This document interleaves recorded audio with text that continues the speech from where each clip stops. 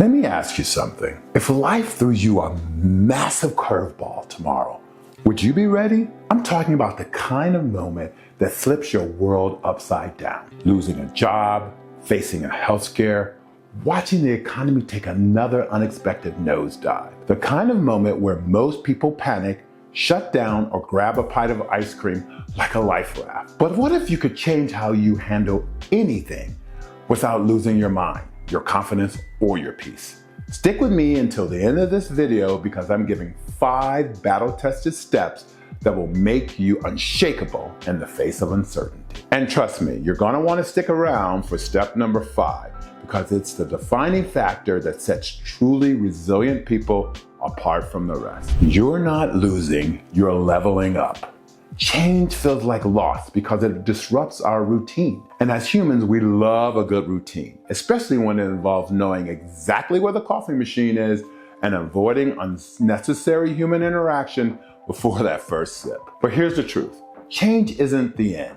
It's an upgrade. Think about any major transformation in your life. Losing a job, ending a relationship, struggling with your health. In the moment, it felt like the floor was ripped out from under you. But looking back, it was the exact push you needed to evolve. And let's be honest, nothing quite says happy holidays like an unexpected corporate restructuring email.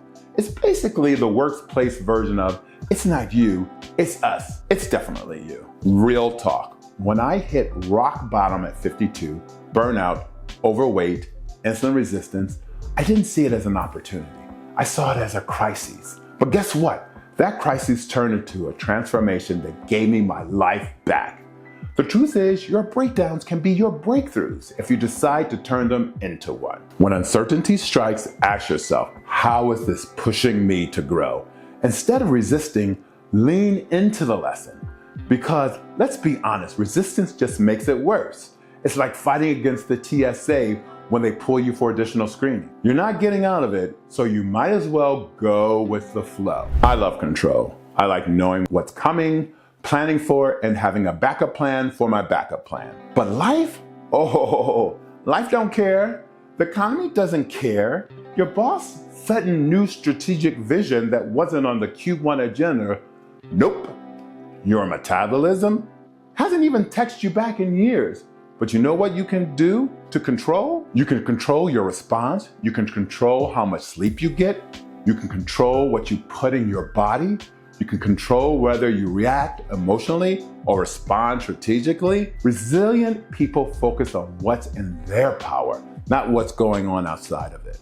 You don't control the storm, but you control how you anchor yourself in it. When things feel chaotic, write down 2 lists. What's in my control? My effort, my mindset, my health. What's out of my control? The market, corporate decisions, flight delays, basically everything that ruins my day. And then let go of list number 2. Burn it if necessary. Don't waste any energy on things outside of your reach. Resilience isn't some magical gift reserved for Navy SEALs and people who thrive in cold showers. It's a muscle, and like any muscle, it needs to be trained. Here's your training plan. Start leaning into discomfort on purpose.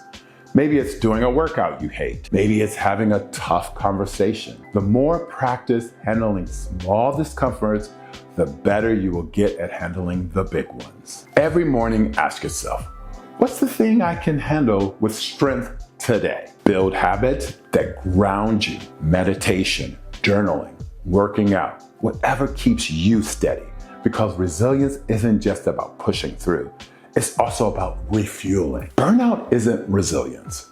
Running on empty and calling it strength is like driving a car with the gas light on and saying, nah, we're good. No, you're not. Rest is a resilience strategy, not a weakness. If you're trying to be a resilient alone, you're doing it wrong. High performers know this.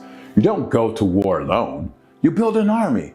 And that army, it's your people. Your resilience squad needs 3 roles. The truth teller, the friend who calls you out when you're spiraling. The energy giver, the one who lifts you up and keeps you laughing. The wise guy, the mentor who helps you zoom out and see the big picture. Identify your 3 people, and if you don't have them, start building that net. Before we hit step number 5, quick reminder. If you're getting value from this, make sure to hit the subscribe button and turn on alerts. That way you don't miss any future videos on resilience, leadership, and peak performance. All right, let's get to the final step. Turn resilience into a lifestyle, not a reaction. The biggest mistake people make is they treat resilience like a fire extinguisher, something they grab when things are going wrong. But resilience isn't an emergency tool, it's a way of life. The most unshakable people don't just bounce back, they stay ahead. Want to be unshakable? Then train your resilience before life forces you to. Work on your health before the doctor gives you a warning. Build your mindset before the stress hits. Strengthen your support system before you desperately need it. Because when you do, you don't just survive uncertainty, you dominate it. The heavyweight mindset. Look, life is unpredictable, but you're built for this. Change and uncertainty will come whether you're ready or not. But resilience, that's a choice. And every single day, you get to decide, am I letting change break me, or I'm using it to rebuild something even stronger? That's the heavyweight mindset. You don't just take the hits, you learn how to hit back and stand tall, control what you can, train your resilience muscle, and remember, the strongest leaders aren't the ones who avoid change, they're the ones that learn how to dance with it. Go take one uncomfortable action today. Get in the habit of handling discomfort, because the more you train to change, the less it controls you. Thank you for watching, and as always, see you next time.